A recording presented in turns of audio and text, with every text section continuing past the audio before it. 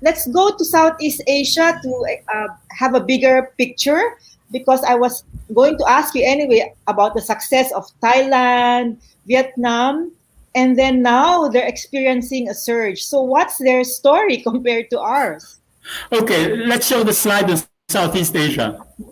And there are several countries there. There are 8 countries here, okay? And let me just show them. Indonesia, Philippines, Malaysia, Thailand, South Korea, Vietnam, Singapore, and Taiwan. Let's just take, for example, Taiwan and let's say even Thailand, okay, and Vietnam. Look at their curves. In Taiwan, they bent it towards the horizontal almost immediately. So that's how they controlled it. So last year, they were living a normal life in Taiwan because there were no infections there.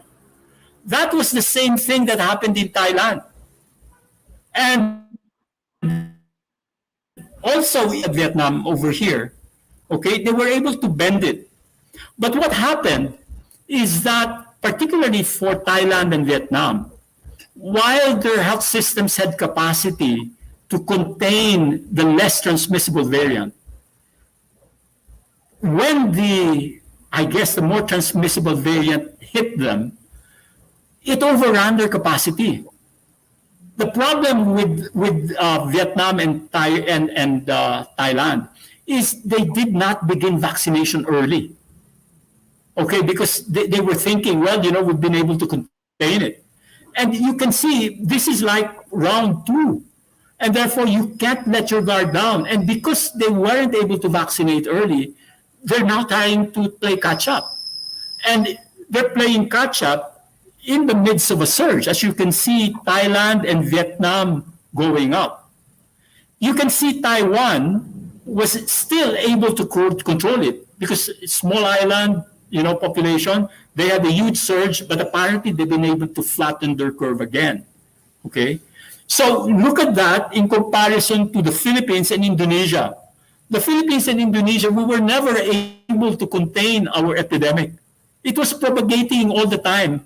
So the main difference is when you look at these countries, the Philippines and Indonesia have millions of cases compared to Thailand, which at the moment is only 500 million cases, and Vietnam, which is 100,000 cases. Okay, but I guess, in a sense, the silver lining for Philippines and Indonesia is that, yes, we had a lot of casualties, but because a lot of people got infected, natural immunity went up. And with vaccination now coming in, we're probably getting our vaccination levels in the population higher.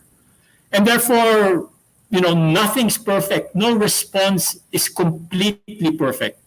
And that's why even for Singapore, which did very well, they're looking at a situation where they'll consider the infection endemic and then just keep vaccinating and just live with the infection. And by doing that and vaccinating the greater part of your population, you hope that fewer and fewer cases actually get seriously ill. So your hospitalizations for serious illness and your deaths will actually not rise. So is it fair to say that Thailand and Vietnam became at some point complacent? And that's why you said they delayed vaccination, or they were slow to start their vaccination. Somebody said they're victims of their own success. Is that fair?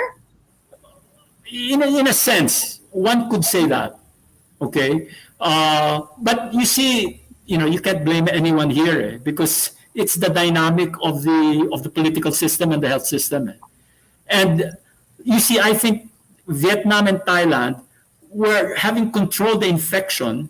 We're saying, okay, we can wait a bit and decide what vaccines to use. I know that Thailand was saying, oh, we'll manufacture it ourselves. Vietnam said we'll manufacture it ourselves. They didn't procure. Whereas the Philippines, oh God, we were on the ropes. And therefore, just buy vaccines. And the strategy was buy a portfolio of vaccines.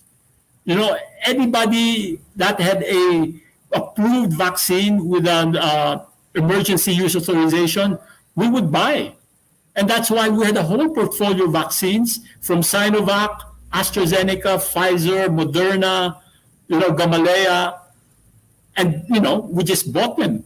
And so in our population, you have a mix of people who are vaccinated by all of these different vaccines. So that also is interesting because that is different from the situation in Indonesia, where most of the vaccinations in Indonesia were through Sinovac, almost 100%, I believe.